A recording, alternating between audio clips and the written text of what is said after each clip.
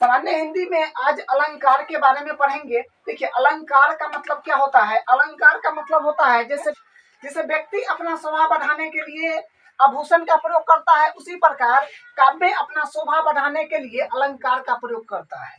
देखिए, अलंकार का मतलब होता है आभूषण, ऑर्नामेंट। काव्य शोभा बढ़ाती है, यानी काव्य की शोभा बढ़ाने के लिए अलंकार का प्रयोग किया जाता है।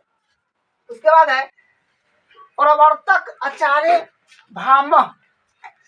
इसका प्रवर्तक जो है अलंकार का, यह है आचार्य भामह। उसके बाद है प्रवर्तक आचार्य दंडी ग्रंथ काव्य दर्श। अलंकार का शाब्दिक अर्थ होता है शोभा कारक धर्म। केशव दास कैसा कवि थे? तो अलंकारवादी। केशव दास कैसा कवि थे? अलंकारवादी। ये आपको ध्यान रखना इम्पोर्टेंट है। उसके बाद अलंकार काव्य की आत्मा किसने कहा? तो ये आचार्य भामह। अलंकार जो शोभा बढ़ाए, अलंकार होता है शोभा। अलंकार का मतलब होता है जो शोभा बढ़ाए, ठीक है। अलंकार जो शोभा बढ़ाए, और अलंकार अलंकार जिसकी शोभा बढ़ाए। यानी जैसा मान लीजिए कि कोई व्यक्ति है और ये बहुत सारे गहना पहन रखा है, तो ये गहना हो गया अलंकार, ठीक है। अलंकारे यानी इस व्यक्ति को शोभा बढ़ा रहा है, तो ये अलंकारे हो गया, ठीक है। तो अलंकार जो शोभा बढ़ाए, जो गहना शोभा बढ़ाएगा व्यक्ति को, तो ये हो गया गहना, अलंकार हो जाएगा। और अलंकारे तो इस व्यक्ति को शोभा बढ़ रहा है, तो ये व्यक्ति हो जाएगा अलंकारे, ठीक है। उसके बाद है, देखिए, अलंकार का डिफिनीशन है, अलंकार जिस प्रकार से व्यक्ति अपने शोभा बढ़ाने के लिए गहने का उपयोग करता है, उसी प्रकार से काव्य अपनी शोभा बढ़ाने के लिए अलंकार का प्रयोग करता है। तो आपको बताया है कि व्यक्ति अपनी शोभा बढ़ाने के लिए गहनों का उपयोग करता है, और काव्य अपनी शोभा बढ़ाने के लिए अलंकार का प्रयोग करता है, ठीक है। देखिए, अलंकार दो प्रकार का होता है। एक होता है शब्द अलंकार, एक होता है अर्थालंकार। शब्द अलंकार ये ज्यादा इम्पोर्टेंट है, ये भी इम्पोर्टेंट है, लेकिन सबसे ज्यादा ये इम्पोर्टेंट है, ठीक है। शब्द अलंकार यानी ये शब्द के आधार पर होगा, अर्थालंकार यानी अर्थ के आधार पर होगा। देखिए, शब्द अलंकार 3 प्रकार के होते हैं। शब्द अलंकार जो है 3 प्रकार के होते हैं। इसके अलावा और भी होता है, लेकिन आप इतना ध्यान रखिए, अनुप्रास, यम, सलेश। इसके अतिरिक्त वक्र, ओकित, उसके बाद विप्सा, पुनरोक्ति और प्रकाश को शब्द अलंकार कहते हैं। सबसे पहले पढ़ेंगे अनुप्रास के बारे में। तो अनुप्रास अलंकार जो होता है, देखिए, अनुप्रास अलंकार यानी अनुप्रास जो होता है अनुधन, प्रास से मिलके बना है। अनु का मतलब होता है बार बार, प्रास का मतलब होता है वर्ण। तो वर्ण का बार बार रिपीटेशन होगा, तो उसको समझा जाएगा अनुप्रास अलंकार में। तो अनुप्रास अलंकार का मतलब समझ गए कि वर्णों का बार बार रिपीटेशन, पुनरावृत्ति यानी रिपीटेशन।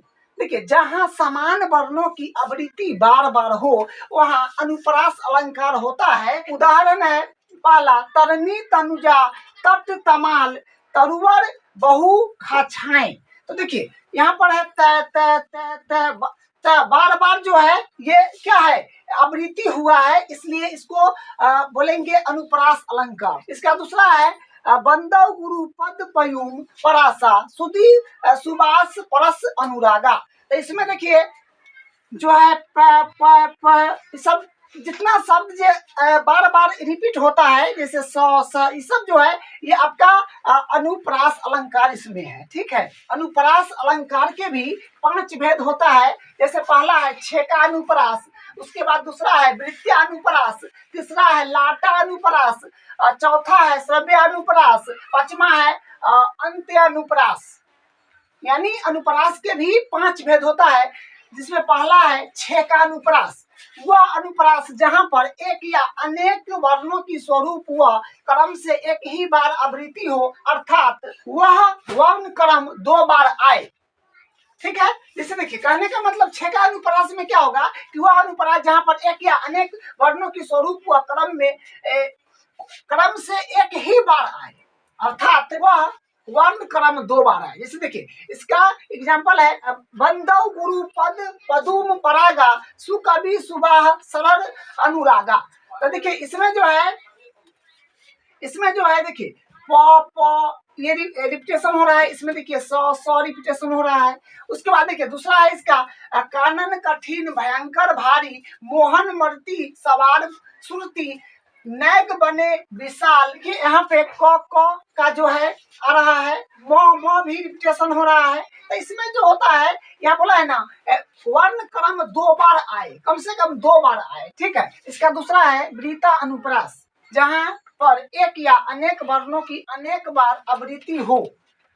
देखिए एक वर्णों के एक बार या अनेक बार आवृत्ति होगा तो ये वृता अनुप्रास हो जाएगा। इस एग्जाम्पल देखिए किलकी किलकी कै कोतूहल करती कली डिम डिम डमरू दिगंबरा बजाई।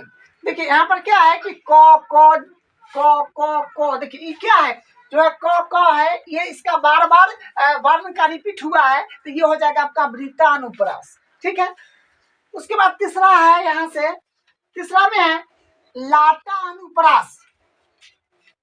इसे शब्दा अनुप्रास भी कहते हैं, अर्थात जहां एक समान शब्दों की 2 बार आवृत्ति होती है, अर्थात जहां एक जैसा शब्द समूह में एक से अधिक बार आता है किंतु अवयव करने पर विराम चिन्ह या किसी वर्णों के आ जाने से पूरा अर्थ बदल जाता है।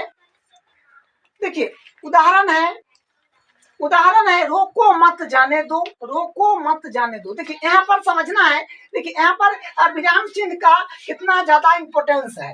देखिए अगर मान लीजिए अपने घर कोई अतिथि आ गए, मेहमान कोई आ गए और पापा बोले हमसे कि जाओ उनको रोको मत जाने दो, हमको बोले कि उनको रोको मत जाने दो। अब बताइए इसमें किस तरह का जो होगा शब्द यहाँ पर आएगा। देखिए इसमें जो होगा, देखिए उदाहरण से है रोको मत जाने दो, उदाहरण है इसका रोको मत जाने दो। तो देखिए रोको मत जाने दो, तो यहाँ पर जो कामा लगाएंगे तो इसका मतलब हुआ कि रोको मत जाने दो।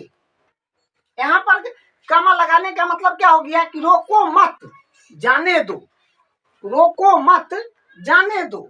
तो देखिए ये दोनों में बहुत का अंतर हो गया, ये अर्थ का अनर्थ हो गया। तो वो अतिथि क्या होंगे, गुस्सा आ जाएंगे, पिता जाएंगे, कभी नहीं जाएंगे। ऐसा यहाँ पर देख रहे हैं विराम चिन्ह के कारण अर्थ का अनर्थ हो रहा है।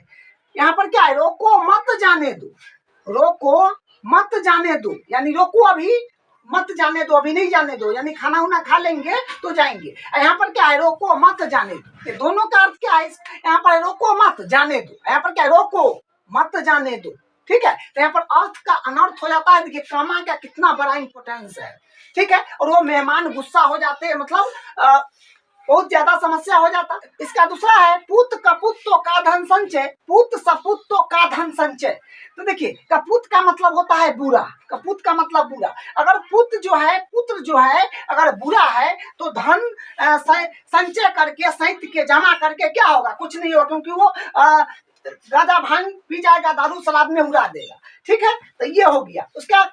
उसके बाद देखिए सपूत, पुत सपूत तो का धन संचय। अगर पुत सपूत है यानी अच्छा है तो धन का संचय करे, यानी धन जमा करने से क्या होगा, पुत अगर अच्छा है तो का धन संचय। अगर देखिए पुत अच्छा है तो अपने बहुत धन जमा कर लेगा, लाख करोड़ कर लेगा। तो ये इसका एग्जाम्पल है।